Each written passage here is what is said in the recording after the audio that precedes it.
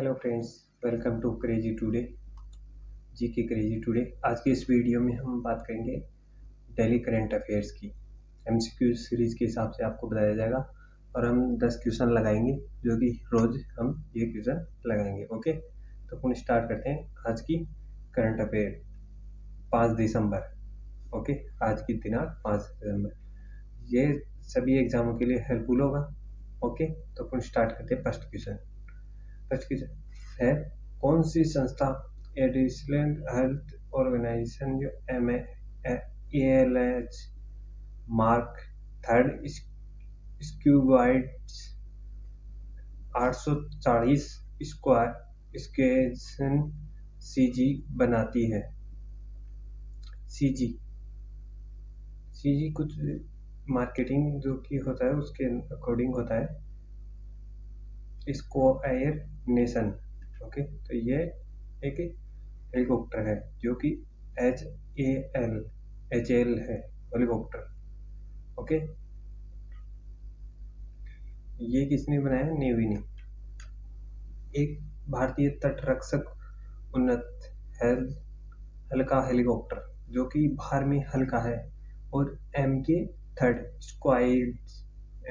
Squad जो कि 840 squad है जो कि उसने बनाया है। ये ICG एयर स्टेशन पर चेन्नई में महानिदेशक BS पाठनिया द्वारा कमिश्नर किया गया है। Okay, ALH MK third helicopter स्वदेशी रूप से हिंदुस्तान एरोनॉटिक्स लिमिटेड द्वारा निर्मित है। HAL का अर्थ है हिंदुस्तान एरोनॉटिक्स लिमिटेड, कंपनी का नाम जो शॉर्ट फॉर्म में है। वे टोही के लिए अन्य उपकरणों के बीच उन्नत रडार शक्ति इंजन उत्पन्न संचार प्रणाली खोज और बचाव होमर की सुविधा देता है। चरणबद्ध तरीके से कुल 16 MH जो कि कंपनी है हिंदुस्तान एरोनॉटिक्स लिमिटेड जो MK थर्ड विमान को भारतीय तटरक्षा बल की शामिल किया है। 16 विमानों को शामिल किया गया है, और यह BS पाठनिया जो कि कमिश्नर महानिदेशक हैं किसके, जो भारतीय तटरक्षक सीमा भारतीय तटरक्षक है उसके एयरफोर्स के। सेकंड क्वेश्चन, भारत ने किस देश के साथ इंस्टीट्यूशन ट्रांसपोर्ट सिस्टम के लिए economic development communication fund Lord समझ पर हस्ताक्षर किए हैं? उत्तरी कोरिया, दक्षिणी कोरिया, जापान व थाईलैंड। तो इसका राइट आंसर है दक्षिणी कोरिया। ओके, तो दक्षिणी कोरिया के साथ भारत ने ये हस्ताक्षर किए हैं, समझौता किया है। ये दक्षिण कोरिया के प्रधानमंत्री। भारत और दक्षिणी कोरिया ने 245 अरब से अधिक कोरियाई वॉन के आर्थिक विकास सहयोग निर्देशन ऋण economic development complication fund loan की संबंध में व्यवस्था के हस्ताक्षर किए हैं। जहां समझौता दिल्ली के Nagpur Mumbai super communication express project पर 18X ट्रांसपोर्ट सिस्टम की स्थापना के लिए किया गया। दक्षिणी कोरिया को 2016 में विकास सहयोग के लिए भारत के आधिकारिक विकास सहयोग भागीदारी के रूप में नामित किया गया था। ओके, तो यह है भारत के और यह है दक्षिणी कोरिया के। ओके, तो आगे चलते हैं। तीसरा क्वेश्चन, नवंबर 2022 के महीने में एकत्रित संकलन GST राजस्व कितना है? तो 2.46 लाख करोड़ रुपए, 3.46 लाख करोड़ व 1.46 लाख करोड़ व 5.46 लाख करोड़। तो इस right answer 1.46 lakh crore. Okay, इस नवंबर 2022 में महीने में संकलन जीएसटी राजस्व इसका जो कि है 1,45,867 करोड़ रुपए हैं।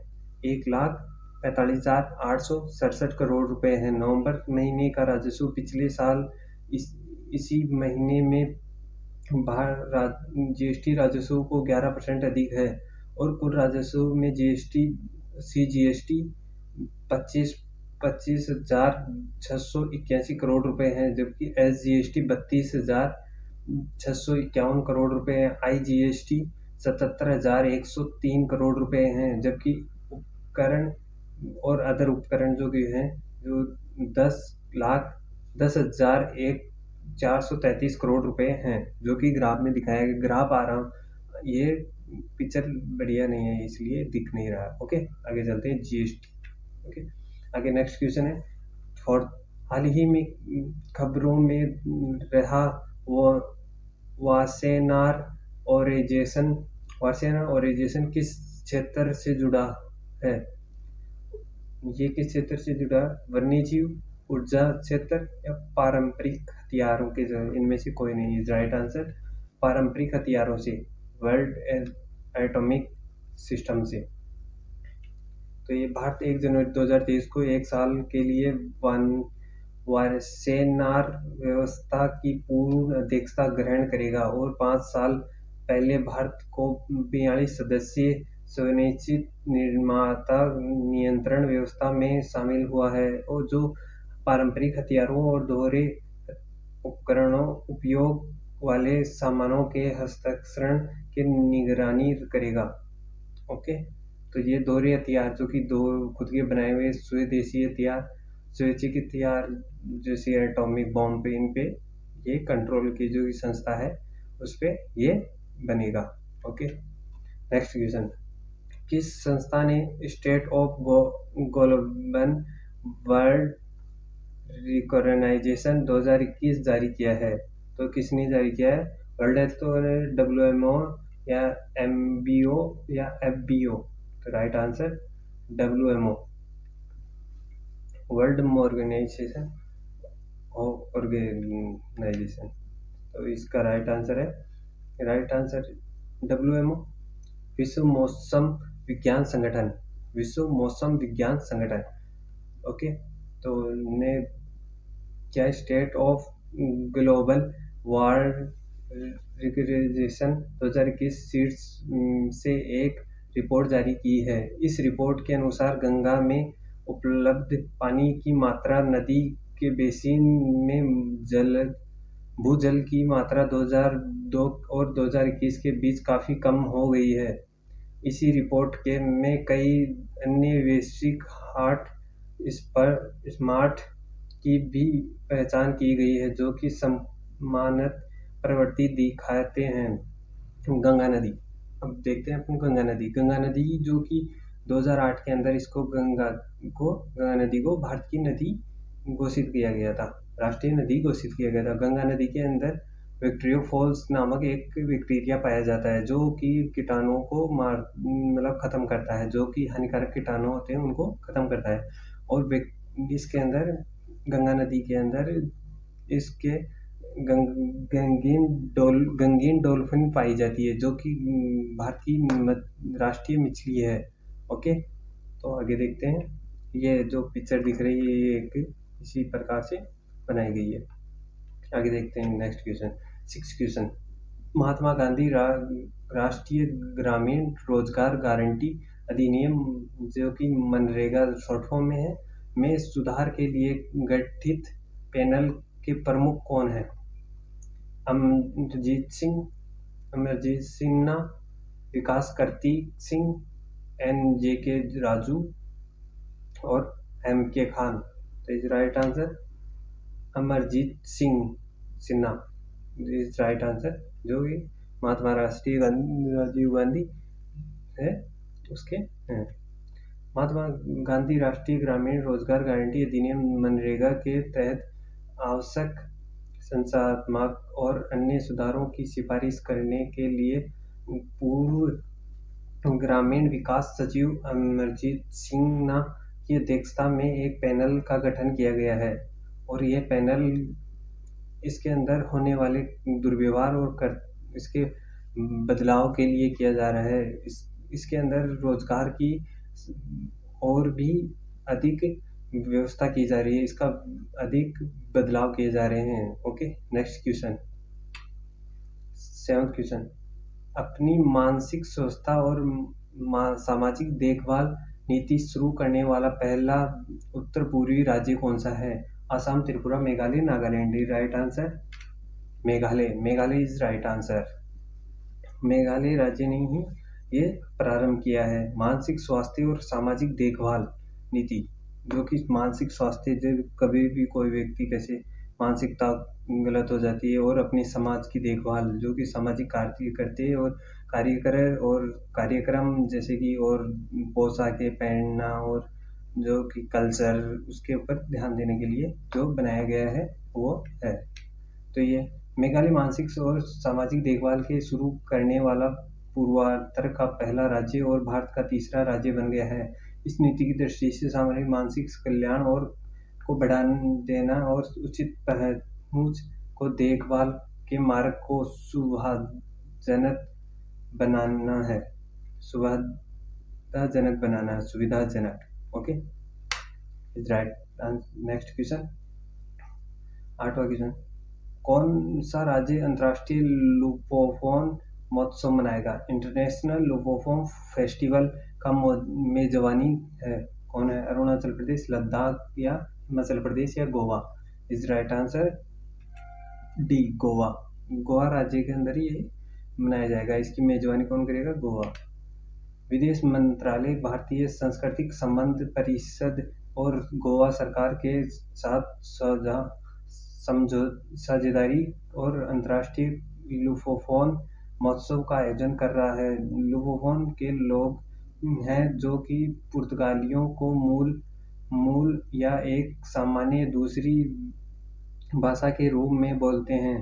लुपोफोन एक पुर्तगाली लैंग्वेज है, और ये फेस्टिवल भारत के अंदर पुर्तगालियों की जो कि रहे हैं, या उनकी जो कि